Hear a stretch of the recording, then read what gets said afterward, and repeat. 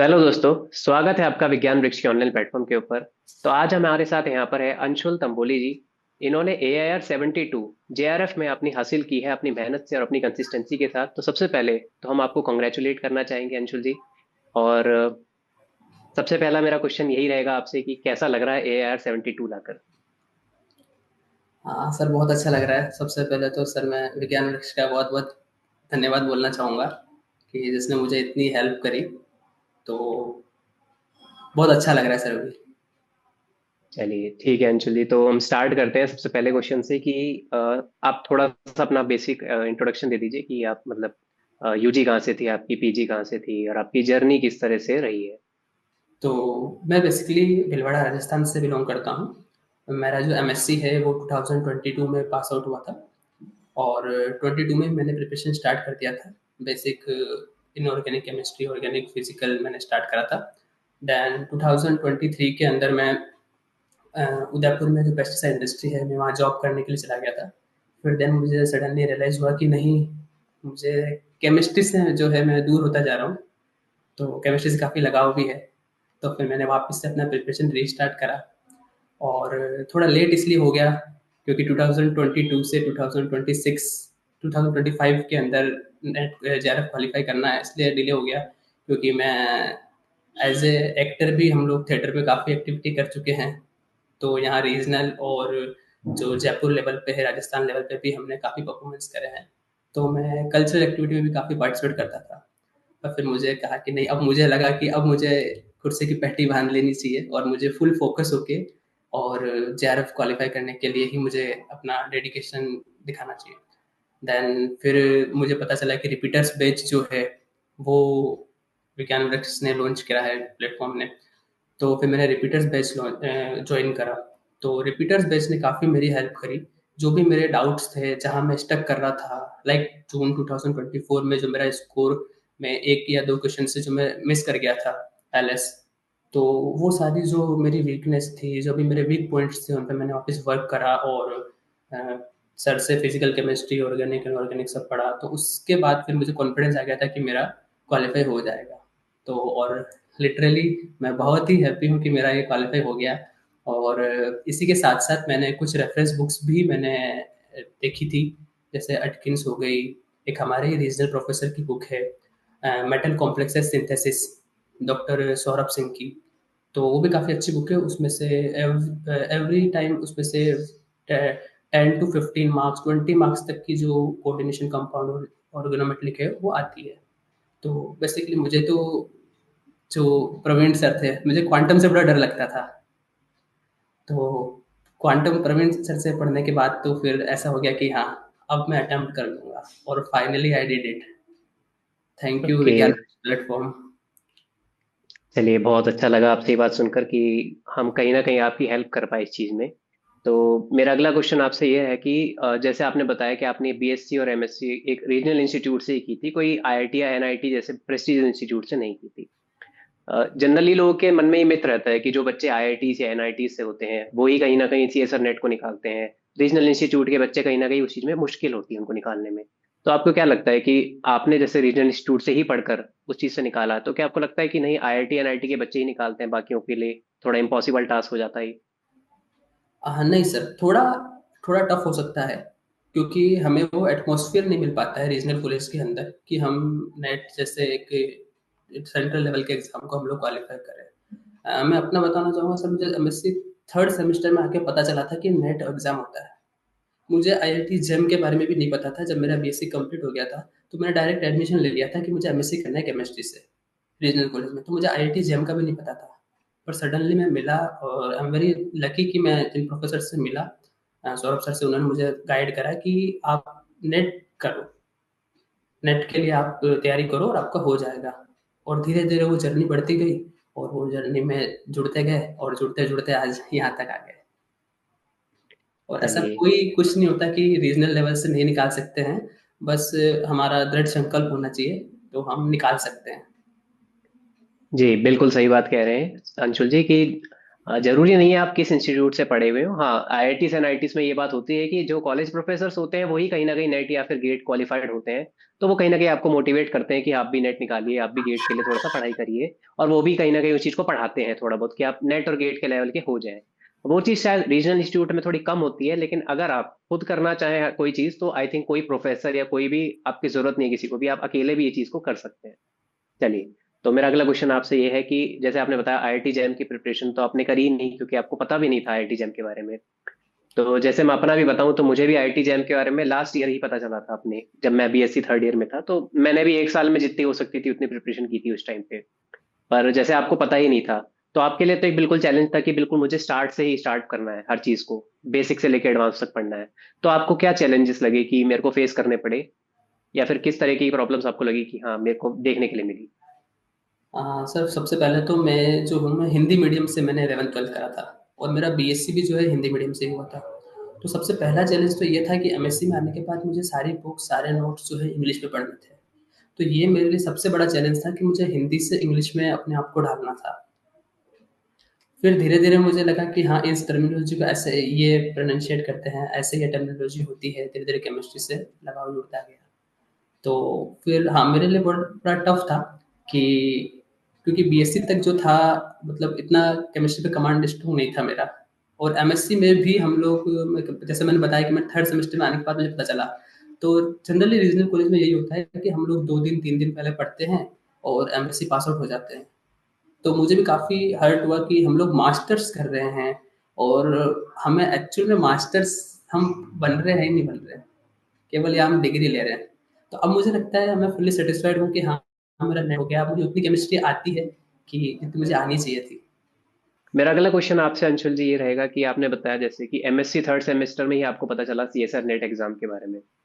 तो काफी बच्चों का ये भी रहता है कि एमएससी के ड्यूरेशन में प्रिपरेशन करना थोड़ा सा मुश्किल होता है, कि एमएससी के बाद आराम से ड्रॉप लेंगे और फिर ही हम प्रिपेयर करेंगे। एमएससी के ड्यूरेशन में अब बच्चे कहीं ना कहीं प्रिपेयर करना इतना ज्यादा प्रेफर नहीं करते हैं, वो सोचते हैं कि होगा ही नहीं हमसे।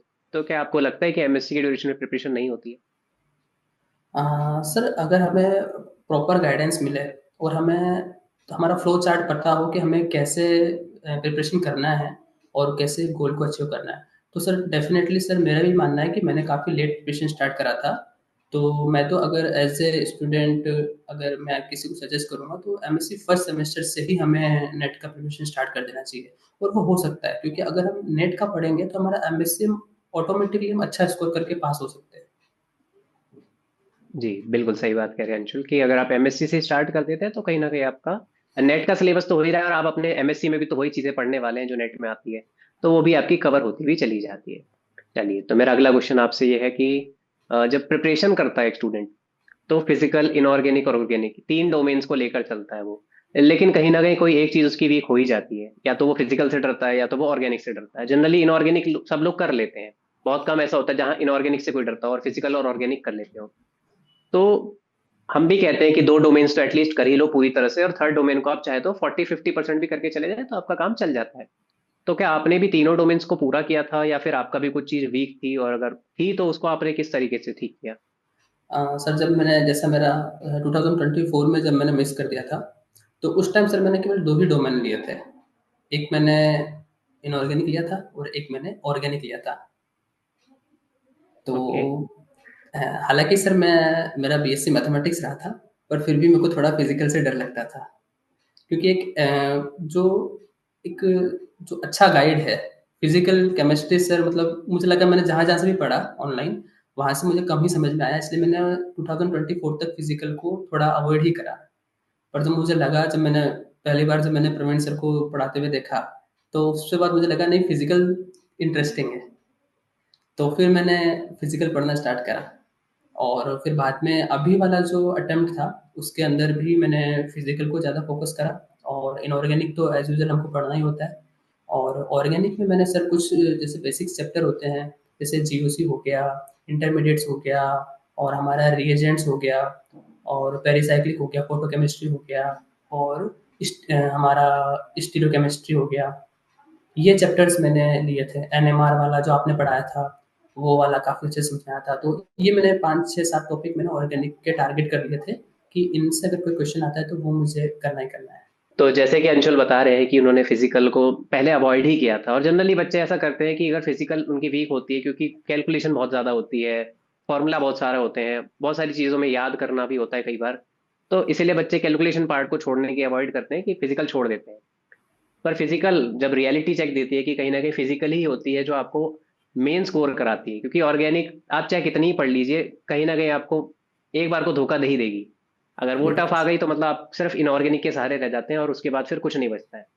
तो इसलिए फिजिकल मेरे ख्याल से ज्यादा अच्छे से हो अगर आपकी ऑर्गेनिक एक बार को चाहे आपकी स्ट्रॉन्ग डोमेन ना भी हो, लेकिन फिजिकल पे अगर आप 50% भी कमांड बना लेते हैं तो आप बड़े आराम से उसको स्कोर कर लेते हैं। चलिए, बिल्कुल सही बात कह रहे हैं आप।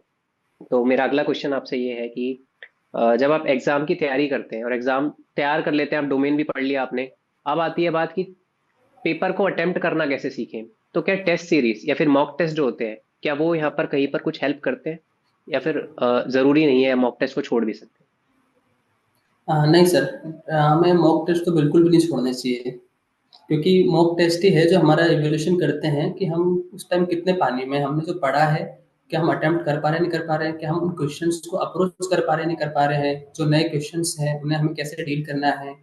तो उन क्वेश्चंस को अप्रोच करना ही सर मैंने, मुझे लगता है मैंने इस अटेम्प्ट में सीखा था प्रॉपरली। तो क्योंकि पहले मुझे उतना अप्रोच करना नहीं आता था, कंसेप्ट मेरे क्लियर थे पर मुझे अप्रोच करना नहीं आता था।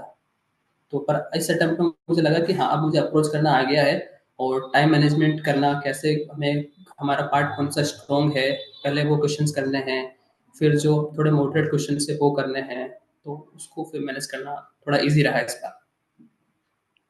हैं। जी बिल्कुल। तो जैसे टेस्ट सीरीज होती है, ये आपको कहीं ना कहीं सेल्फ एवेल्युएशन के लिए इंपॉर्टेंट होती है, इससे ज्यादा इस टेस्ट सीरीज का कोई रोल नहीं होता है। ये मार्क्स देखने के लिए नहीं होता है कि आपके 40 बन रहे हैं क्या 140 बन रहे हैं।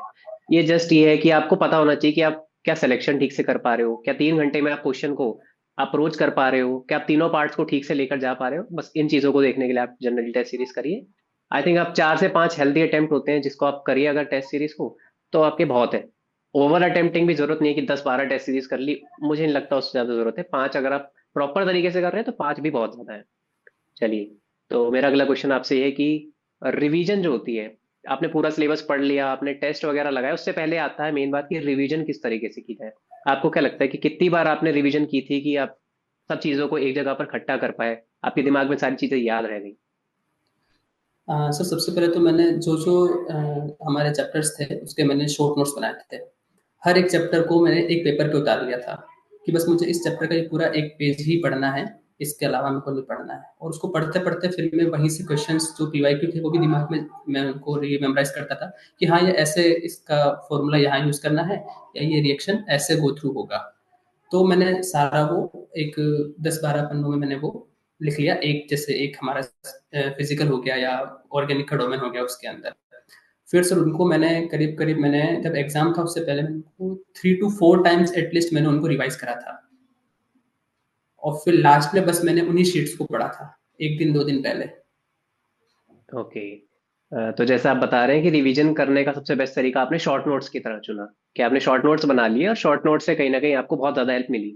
तो मैं यही पूछना चाहता था आपसे कि कहीं ना कहीं शॉर्ट नोट्स आपको हेल्प तो करते हैं, पर काफ़ी बार सोचते हैं बच्चे की नहीं, शॉर्ट नोट्स रहने देते हैं, हम पूरी बुक से रिवीजन करना हम आसान लगता है तो वही कर लेते हैं, क्यों हम टाइम वेस्ट करें शॉर्ट नोट्स बनाने में। तो क्या शॉर्ट नोट्स बनाने ज़्यादा ज़रूरी रखते हैं या फिर इसको अवॉइड कर सकते हैं हम। सर शॉर्ट नोट्स को बिल्कुल भी अवॉइड नहीं करना चाहिए। हमें बनाने में बहुत मेहनत लगती है, बहुत दिक्कत भी आती है। हमें लगता है हमने पढ़ तो लिया, हमें सब कुछ आता तो है, फिर हम इसको शॉर्ट नोट्स क्यों बना रहे हैं। पर सर जो एक कॉम्पैक्ट हमारा जो रिवीजन होता है वो सर उसी से हो पाता है, शॉर्ट नोट्स से। और उससे सर कोई चीज़ मिस नहीं होती है। और हम जो सोचते हैं कि अगर हम कोई चीज़ मिस कर गए तो सर वही पेपर में हमें देखने को मिल जाता है। तो इसलिए शॉर्ट नोट्स तो मैं कभी अवॉइड नहीं करूँगा। जी जी बिल्कुल। जैसे मैं अपना भी बताता हूँ तो मैंने भी शॉर्ट नोट्स बना लिए थे अपने शुरू में ही, जैसे जैसे चैप्टर खत्म होता था तो रिवीजन कर ली। रिवीजन तो मेरी होती रहती थी, साथ साथ मैं उसके शॉर्ट नोट्स बना लेता था, तो उससे मेरे लिखने का भी हो जाता था दोबारा एक बार पूरा चैप्टर। और उसको ही छोटे अगर उसमें लिख लो तो आपका पूरा रिवीजन वैसे ही हो जाता है एक बार और। तो आपके कहीं ना कहीं ऐसे ही रिवीजन हो जाते हैं। फिर आप डेली जब शॉर्ट नोट्स को पढ़ते हो तो ये आधे पौने घंटे में शॉर्ट नोट्स आपका पूरा रिवीजन करा देती है सिलेबस का, जो कि आप पूरी बुक्स या कॉपी खोल के बैठोगे तो कहीं ना कहीं 3 घंटे तक चले जाते हैं आपकी जो चीज़ के। और एंड मोमेंट पे शॉर्ट नोट्स आई थिंक बहुत ज्यादा सफिशिएंट होते हैं कि अगर आप उससे ही पढ़ लो तो आपका काफी हद तक याद हो जाते हैं उससे चीजें।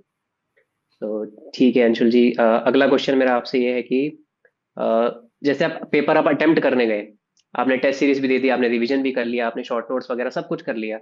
अब आती है मेन बात कि पेपर अटेम्प्ट करना। तो पेपर किस तरीके से अटेम्प्ट करना चाहिए, part C, part B, part A? और अगर हम कर रहे हैं तो उसके लिए आइडियल टाइम क्या होना चाहिए, कि किस सेक्शन को कितना टाइम हम दें ताकि हमारा टाइम मैनेजमेंट का एक इशू ना आए? हाँ सर, जैसे अगर हमारा पार्ट ए अगर अच्छा है, तो हमें पार्ट ए को एटलीस्ट हमें 20 to 25 मिनट्स देना चाहिए, अगर हम उसमें हमारा पार्ट स्ट्रॉन्ग है तो। और देन फिर हमें पार्ट सी पे फोकस करना चाहिए।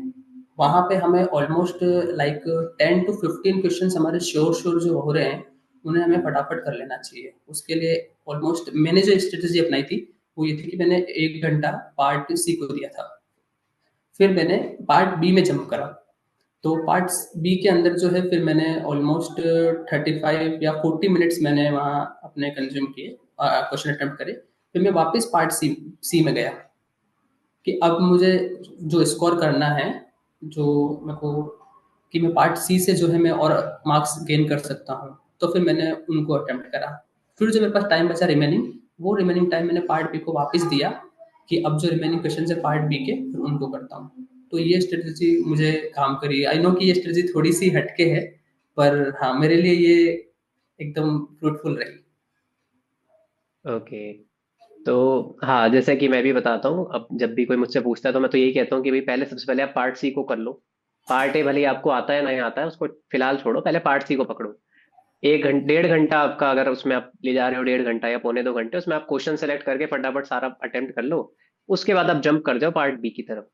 क्योंकि आपका कहीं ना कहीं केमिस्ट्री पोर्शन ही स्ट्रांग होता है, एप्टीट्यूड इतना ज्यादा पढ़ के जाता नहीं है केमिस्ट्री का स्टूडेंट। तो आप पार्ट सी और पार्ट बी को ही मैक्सिमम अटेम्प्ट करने की कोशिश करने वाले हो। तो आप जितना हो सके पार्ट सी और पार्ट बी को 2.5 घंटे या फिर 2 घंटे 35 मिनट तक कर लो, ताकि आपके पास 20-25 मिनट लास्ट के बच जाए जो आप पार्ट ए को देखने के लिए छोड़ दें। पार्ट ए में भी लगभग ऐसा नहीं कि सारे ही क्वेश्चन बहुत डिफिकल्ट होते हैं कि आपको अगर पढ़ा है तो ही कर पाओगे। पार्ट ए को अगर आप नहीं भी पढ़ के जाते हो ना, तो 5 क्वेश्चन तो आई थिंक ऐसे होते हैं 20 में से जो आप देख कर भी कर सकते हो, सॉल्व, नॉर्मल बेसिक रीजनिंग के क्वेश्चन होते हैं। तो जैसे कि मैं अगला क्वेश्चन आपसे ये पूछना चाहता था कि पार्ट ए क्या जरूरी है पढ़ना, या फिर पार्ट ए को मैं छोड़ भी दूं तो कोई प्रॉब्लम नहीं होती है? क्या आप पढ़ के गए थे या फिर ऐसे ही कर लिया था? हाँ सर, मैंने तो पार्ट ए की प्रिपरेशन इतनी अच्छे से नहीं की थी। बट हाँ, जैसा कि आपने बताया कि 5 to 6 क्वेश्चन ऐसे होते हैं जो हम जनरली अटेंड कर सकते हैं, क्योंकि हम इतना पढ़ के आए हैं, हमने एमएससी पास करा है, तो हमारा इतना तो होता है कि हम 5 to 6 क्वेश्चन हम आराम से कर सकते हैं। तो मैंने भी सिर्फ वही करा था। मैंने 10 to 15 डेज दिए थे बस पार्ट ए को, ताकि मैं बेसिक बेसिक जो चीज़ें हैं उनको थोड़ा रिवाइज कर सकूँ। तो पार्ट ए को मैंने उतना फोकस नहीं करा था। पर अगर मुझे ऐसा लगता है पर्सनली कि अगर हम पार्ट ए को अगर स्टार्टिंग से ही प्रिपेयर करें, जैसे हम डेली का 1 आवर उसको दें, तो जो अगर हमें रैंक चाहिए, अगर हमें और अच्छी रैंक चाहिए, तो टॉप 10 में, टॉप 15 में, टॉप 5 में अगर हमें आना है, तो पार्ट ए बहुत बड़ा मेजर रोल प्ले करता है उस टाइम पे। बिल्कुल बिल्कुल, जैसे कि आप अगर टारगेट कर रहे हैं रैंक के लिए, तब तो भाई पार्ट ए को आप बिल्कुल नहीं छोड़ सकते, क्योंकि पार्ट ए बहुत ज़्यादा डिफिकल्ट नहीं होता है सीएसआर नेट का। अगर आप बाकी एग्जाम्स की बात करें जैसे एसएससी और इनमें होता है, बहुत ज़्यादा आपको स्पीड भी नहीं चाहिए होती है। बेसिक बेसिक होता है, अगर आप कुछ चीज़ों को पढ़ के चले जाए तो आई थिंक आप 10 क्वेश्चन तो बड़े आराम से निकाल लेंगे। और 20 नंबर का अगर आपको बूस्टअप मिल रहा है सिर्फ पार्ट ए से, तो आपको ये मैटर नहीं करता कि वहाँ किस चीज़ से मार्क्स आ रहे हैं, मेन चीज़ है मार्क्स। तो टोटल मार्क्स अगर आपके ज़्यादा होंगे तो आप, ऑब्वियस सी बात है, टॉप 10 रैंक तो बड़े आराम से अचीव कर लेंगे। तो चलिए, बिल्कुल सही बात कह रहे हैं। तो मेरा अगला क्वेश्चन आपसे ये रहेगा कि प्रिपरेशन के ड्यूरेशन में एक कोचिंग इंस्टीट्यूट, या फिर हम अपनी ही बात करें तो विज्ञान वृक्ष का क्या हेल्प मिली आपको, कि पहले और आपने बाद में क्या देखा कि विज्ञान वृक्ष में ज्वाइन होने से पहले क्या था और अब मेरे को बाद में क्या हेल्प मिली एक कोचिंग इंस्टीट्यूट के थ्रू? हाँ सर, पहले मुझे स्टार्टिंग में लगा था कि मैं सेल्फ प्रिपरेशन से कर लूँगा, पर जैसे-जैसे सर अभी कॉम्पिटिशन टफ होता गया, और पेपर का जो पैटर्न है वो भी स्लाइटली अभी चेंज हुआ है। लाइक एमसीक्यू को जो एमएसक्यू में जो कन्वर्ट करके जो क्वेश्चन्स फ्रेम किए जा रहे हैं, तो उनकी प्रिपरेशन करने के लिए मुझे कोई एक प्लेटफ़ॉर्म की नीड थी। तो इससे पहले वाले अटेम्प्ट में मैंने जो हमारा ब्रह्मोस सीरीज़ था, उसको मैंने फ़ॉलो करा था। क्योंकि उस टाइम थोड़ा मेरा फाइनेंशियली थोड़ा टाइट चल रहा था हाथ। तो फिर मैंने ब्रह्मोस सीरीज़ यूट्यूब से ही, मैंने जितना हो सकता था मैंने ब्रह्मोस सीरीज़ को करा था। फिर मैंने वहीं से जो आपने गेट की और नेट की जो आपने पीवाईक्यू सीरीज़ जो सर डाली थी, वो काफ़ी हेल्पफुल रही, क्योंकि आई थिंक शायद विज्ञान वृक्षी पहला प्लेटफ़ॉर्म है जिन्होंने कंप्लीट पीवाईक्यू और कंप्लीट गेट के जो नेट के पीवाईक्यू है वो प्रोवाइड कराए थे। तो वहाँ से सर मैंने करा। फिर जैसे रिपीटर्स बैच लॉन्च हुआ तो मुझे लगा कि हाँ, शायद ये बैच मेरे लिए ही है और मुझे ये ज़रूर जॉइन करना चाहिए। फिर मैंने जैसे-तैसे करके मैंने कहा, मैंने अपना कोचिंग भी छोड़ दिया था, जहाँ मैं कोचिंग पढ़ाता था 11th-12th के बच्चों को 2 घंटे। तो फिर मैंने ये बैच जॉइन करा और फिर मुझे बहुत अच्छा लगा कि जहाँ-जहाँ मेरे वीक पॉइंट्स थे, तो कुछ-कुछ चीज़ें ऐसी थी मुझे लगा अरे यार, ये तो मैंने पढ़ा ही नहीं है। तो वो मैं अपने नोट्स में ऐड ऑन करता गया। और रिपीटर्स बैच मतलब ऐसा नहीं है कि आपको बिल्कुल मतलब आपको एकदम हाई लेवल से स्टार्ट कर देंगे। मॉडरेट लेवल था और रिवीजन था और नए-नए क्वेश्चंस थे। क्वेश्चंस में आपको अप्रोच कैसे करना है, मेन चीज़ तो यही थी कि क्वेश्चन को अप्रोच करना वहाँ से सीखा कि आप इस क्वेश्चन को ऐसे अप्रोच करें। तो विज्ञान इस प्लेटफ़ॉर्म में सर बहुत हेल्प करी। चलिए, तो बहुत अच्छा लगा ये जान के कि भाई हम आपके कुछ काम आए इन चीज़ में। तो मेरा अगला क्वेश्चन आपसे ये है कि जब आप बात करते हैं, आपकी तो चलिए आपकी रैंक आई है 72। बहुत सारे बच्चे ऐसे भी होते हैं जिन बेचारों का मार्जिन पे रह गया या फिर 0.5 से रह गया, एक नंबर से रह गया। तो बहुत दुख होता है इस चीज़ में। तो ऐसे बच्चों को आप क्या एडवाइस करना चाहेंगे कि भाई आप अगली बार क्या कर सकते हैं कि नहीं, इस बार अगर आपका रह भी गया तो कोई बात नहीं, अगली बार आप क्या कर सकते हैं उसको ठीक करने के लिए? हाँ सर, सबसे पहले तो मैं यही उनको एडवाइस दूँगा कि नेवर गिव अप, क्योंकि मेरा भी 5th अटेम्प्ट में क्वालीफाई हुआ। तो मैंने बस वही था कि बहुत डिमोटिवेट भी हुआ था बीच में, बहुत ऐसा लगता है कि शायद हमसे नहीं हो पाएगा, ऐसी काफ़ी सारी मिक्स फीलिंग्स जो है आती है। बट लास्ट में मुझे लगा कि नहीं, थोड़ा और एक बार खुद के जितना भी हमारा करेज है उसको एक बार समेट के एक बार और डट के तैयारी की जाए। तो अगर हम बिल्कुल मार्जिन से रह रहे हैं तो हमें हमारे जो एक नोटबुक बनानी चाहिए, जैसे सर ने मुझे बताया था कि एक नोटबुक बना लीजिए कि मैं कहाँ-कहाँ गलती कर रहा हूँ।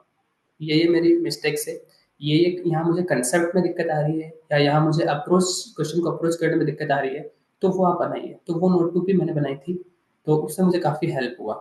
तो उसी ने शायद मुझे जो ऑलमोस्ट मैं ये भी मैंने जहाँ तक मैंने प्लेटफ़ॉर्म से काफ़ी सारे वीडियोज़ भी देखे थे दूसरों के, कि बहुत सारे बच्चे जो है एकदम बस बॉर्डर लाइन पे आके स्टक कर जाते हैं। तो उनमें मैं भी उन्हीं में से एक ही था। तो उसी के लिए हमें हमारे जो मिस्टेक्स है, उनको इवैल्यूएट करना बहुत ज़रूरी है। जब तक हम हमारे मिस्टेक्स को नहीं पकड़ेंगे, आइडेंटिफ़ाई नहीं करेंगे कि हम एक्चुअली लैग कर कहाँ रहे हैं, तब तक हम दूर रह जाएँगे इस इन चीज़ों से, और जब हम पकड़ लेंगे तो डेफ़िनिटली हम लोग क्वालीफ़ाई कर पाएँगे। बिल्कुल बिल्कुल अंशुल, बहुत सही बात कही आपने कि डिमोटिवेट होने का देखो कोई फायदा होता नहीं है, क्योंकि डिमोटिवेट होकर भी आप क्या कर लोगे? 2 महीने 1 महीने आप और खराब ही तो कर सकते हैं। अगर आपने सोचा है कि भाई मुझे नेट निकालना है, तो आपने क्यों सोचा था उसके बारे में एक बार दोबारा से ध्यान रखो। क्या आपने पीएचडी के लिए सोचा था या फिर आपको नेट क्वालिफाई करना था? तो वो चीज़ को दोबारा याद कर लोगे तो आपके अंदर फिर से मोटिवेशन आ ही जाएगी कि कोई बात नहीं, इस बार नहीं हुआ तो अगली बार करेंगे। और मुझे लगता है अगर आप 0.5 या 1 नंबर से रह रहे हैं तो इसमें आपकी क्या गलती हो सकती है भाई? आप 1 नंबर और ज्यादा ले आते तो आप कहीं ना कहीं एलिजिबल हो जाते हो उस चीज के लिए। आप 1 नंबर से रह गए मतलब आप उस लेवल तक तो हो कि आपने उसको कंप्लीट किया। अब आप इस चीज को मत सोचिए कि भाई मेरा एग्जाम अच्छा नहीं हुआ तो कोई बात नहीं, मैं छोड़ देता हूँ, गिव अप कर देता हूँ। तो गिव अप कभी मत करिए। अपनी गलतियों को देखिए कि आपने क्या गलती करी थी इस अटेम्प्ट में। हो सकता है आपने ज्यादा अटेम्प्ट कर दिया हो जो कि आपको नहीं आते थे, फिर भी आपने जबरदस्ती अटेम्प्ट कर दिया 25 क्वेश्चन के चक्कर में, और वो नेगेटिव दे गया आपको। जैसे कि मैं अपनी बताता हूँ, मैं 3 मार्क्स से जब रहा था जेआरएफ, तो मैंने ये देखा कि हाँ, मैंने जो क्वेश्चन मुझे नहीं करने चाहिए थे, मैंने वो वाले क्वेश्चन को भी अटेम्प्ट किया था, और उसकी वजह से मेरे 3-4 नंबर और नेगेटिव हो गए थे। तो अगर शायद मैं वो नहीं करता तो मेरा शायद उस टाइम पे ही जेआरएफ हो जाता। तो ऐसी गलतियां कहीं ना कहीं आप करते हैं, आपने पढ़ रखा है सब कुछ लेकिन अटेम्प्ट करने में कहीं ना कहीं शायद आपकी गलती रही हो सकती है। तो बस इस चीज को आप एवेल्युएट करिए, आप बड़े आराम से अगली बार कर सकते हैं उस चीज को। चलिए, तो मेरा अगला क्वेश्चन आपसे ये है कि जैसे सोशल मीडिया प्लेटफॉर्म्स होते हैं, फेसबुक, इंस्टाग्राम और भी बहुत सारी चीजें, तो इन चीजों में आप क्या इन्वॉल्व थे? आपको लगता है कि इन चीजों में इन्वॉल्व होकर आप कर सकते हो, कोई डिस्ट्रैक्शन नहीं आती है इन चीजों से? और अगर आती है तो आपने उस चीज को कैसे हैंडल किया? सर पहले मेरा स्क्रीन टाइमिंग काफ़ी ज़्यादा हुआ करता था। तो जैसे इंस्टाग्राम है, यूट्यूब पे भी आजकल काफ़ी सारी रील्स आने लग गई है, तो हम पढ़ाई का छोड़ के उधर चले जाते हैं, रील्स पे देखने चले जाते हैं इंस्टाग्राम पे। तो फिर सर मैंने फेसबुक वगैरह इनको तो मैंने अनइंस्टॉल ही कर दिया था। इंस्टाग्राम पे मैंने स्टार्टिंग में मैंने कहा एकदम से मैं बंद करूँगा तो पैनिक हो जाएगा। तो मैंने स्टार्टिंग में पहले उसके अंदर मैंने टाइमर सेट कर दिया कि अगर मैं 15 मिनट से ज़्यादा अगर दिन में चला रहा हूँ इंस्टाग्राम को, तो वो मेरे को नोटिफ़िकेशन दे देगा, ताकि मुझे सिग्नल मिलेगा मेरे माइंड को कि हाँ, आपने 15 मिनट से ज़्यादा दे दिए हैं इसको। तो फिर मैं वापस बैक टू स्टडी पे आ जाता था। यूट्यूब पे भी कभी-कभी मेरे साथ ऐसा होता था कि हम वीडियो देख रहे हैं, जैसे वीडियो खत्म हुई, तो फिर सडनली कोई रील आ गई तो हम उसको देखने लग गए। तो उसको भी फिर मैंने धीरे-धीरे अवॉइड करा, और जो-जो चैनल ऐसे थे जैसे कि न्यूज़ चैनल थे या कोई एंटरटेनमेंट चैनल्स थे, उनको मैंने अनसब्सक्राइब कर दिया। मैंने कहा मुझे डिस्टर्बेंस चाहिए ही नहीं। मैंने केवल और केवल स्टडी के ही चैनल फ़ॉलो करे। मैंने सबको फ़ॉलो कर लिया, जो-जो नेट से रिलेटेड चैनल थे मैं सबको फ़ॉलो कर लिया। मैंने कहा अगर आएगा कोई वीडियो तो मैं यही देखूँगा और वो मेरे लिए ज़्यादा यूज़फुल रहेगा। तो मैंने उनको अवॉइड ही करा। बिल्कुल, बिल्कुल। तो जैसे कि अंशुल ने भी बताया कि आप डायरेक्टली कभी भी एक चीज़ को बंद नहीं कर सकते हैं। अगर आप बहुत ज़्यादा आदत में लगे हुए हैं किसी चीज़ के साथ, तो धीरे-धीरे कम करिए। अगर आप बिल्कुल एकदम से छोड़ देंगे, तो वो कहीं न कहीं आपके अंदर एकदम भर जाएगा और आप फिर एकदम ही उसके ऊपर कूदेंगे और फिर हो सकता है जो आप पहले डिसिप्लिन में थे, अब वो डिसिप्लिन बिल्कुल ही खत्म हो जाएगा। तो धीरे-धीरे उस चीज़ को चेंज करिए, आप बड़े आराम से इन चीज़ों से भी निकल सकते हैं। चलिए, तो मेरा अगला क्वेश्चन आपसे ये है कि जैसे आपने अब कहा कि आपका फिफ्थ अटेम्प्ट था और आप बीच में जॉब भी कर रहे थे, आपने बहुत सारी चीज़ों में कहीं ना कहीं इंडस्ट्रीज में भी आपने जॉब की, फिर आप और भी चीज़ों में इन्वॉल्व थे, तो आपने कहीं ना कहीं दिमाग में तो रखा था कि यार मुझे नेट निकालना है। तो आपको किस चीज़ से ऐसा लगा कि नहीं, मुझे अब नेट की ज़रूरत है, ये मुझे शायद जॉब नहीं करनी चाहिए, या फिर मैं अगर जॉब भी कर रहा हूँ तो उस चीज़ के साथ कैसे मैनेज कर सकता हूँ? कई सारे लोग शायद जॉब करते करते भी नेट की प्रिपरेशन करते हैं, तो उनको कैसे आप कहेंगे कि हाँ आप मैनेज कर सकते हैं, और आपने ऐसे कैसे किया था? सर जो मेरे सर्कमस्टेंसेस थे, उसके अकॉर्डिंग मैं जॉब को भी नहीं छोड़ सकता था, और मैं मतलब मुझे कुछ ना कुछ तो एक स्टेबिलिटी के लिए, मुझे कुछ ना कुछ सस्टेनेबिलिटी के लिए मुझे कुछ ना कुछ चाहिए था कि मैं कुछ ना कुछ जॉब करूँ, या मैं इंडस्ट्री में जॉब करूँ, चाहे मैं टीचिंग करूँ 2 घंटे 3 घंटे मैं कोचिंग कर रहा हूँ या कहीं और पढ़ा रहा हूँ, तो वो तो मुझे करना ही था। मुझे कहा अगर मुझे नेट निकालना है तो मुझे इसी से निकालना है, और मुझे ये भी पता था कि केवल नेट निकालने से काम नहीं चलेगा। तो मैं प्रे भी यही करता था कि मेरा जब भी हो तो मेरा जेआरएफ हो, ताकि मुझे वो सस्टेनेबिलिटी मिले कि मैं आगे अपने रिसर्च को और पीएचडी में अगर मैं एनरोल करना चाहता हूँ तो मैं वहाँ अपना फोकस 100% कर सकूँ। तो जॉब जब मैंने क्विट करने का सोचा था, तो जो भी मेरे सीनियर्स थे, जो पीएचडी से थे, पोस्ट डॉक सीनियर भी मेरे से मिले थे, कोई यूक्रेन से करके आया था, कोई ऑस्ट्रेलिया से करके आए थे, तो काफ़ी मेरा वो रहा। तो फिर उन्होंने मुझे सजेस्ट करा कि अंशुल, अगर तुझे लगता है कि नहीं तुझे नेट निकालना चाहिए और तुझे जाना चाहिए, तो फिर मैंने कहा कि हाँ, मैं मतलब अपनी एक अंदर से आवाज़ आती है कि नहीं आपको ये करना चाहिए, ये आपके लिए बेस्ट रहेगा। और आफ्टर एमएससी अगर हम जैसे कि इंडस्ट्री में जाते हैं, तो एक बार के लिए ठीक है कि हम 20,000 25,000 जो भी हम इनकम सोर्स हम जनरेट कर पा रहे हैं वो अच्छा लगता है हमें स्टार्टिंग में। पर फिर हमें धीरे-धीरे रियलाइज़ होता है सडनली कि हम लोग वहाँ केमिस्ट्री नहीं सीख पा रहे हैं। हम लोग केवल और केवल जो टेक्निकल वर्क है, मैकेनिकल वर्क है, उसी में उलझ के रह जाते हैं। तो हमारा केमिस्ट्री से थोड़ा जो है वो डिस्टेंस क्रिएट हो जाता है। तो ये मुझे थोड़ा अटपटा लगा कि मैंने कहा मैं केमिस्ट्री से कभी डिस्टेंस नहीं कर सकता। तो मैंने कहा मुझे वापस से स्टडी को टाइम देना चाहिए। बिल्कुल, बिल्कुल। तो मेरा आपसे लास्ट क्वेश्चन ये है जाने से पहले कि अब जैसे आपने जेआरएफ निकाल लिया है, तो अब आपका आगे का क्या गोल रहेगा, कि आप पीएचडी में ज्वाइन करना चाहते हैं, या फिर असिस्टेंट प्रोफेसर की तैयारी, या फिर कोई और आप टीचिंग लाइन में या कुछ और चीज़ों की तैयारी करना चाहते हैं?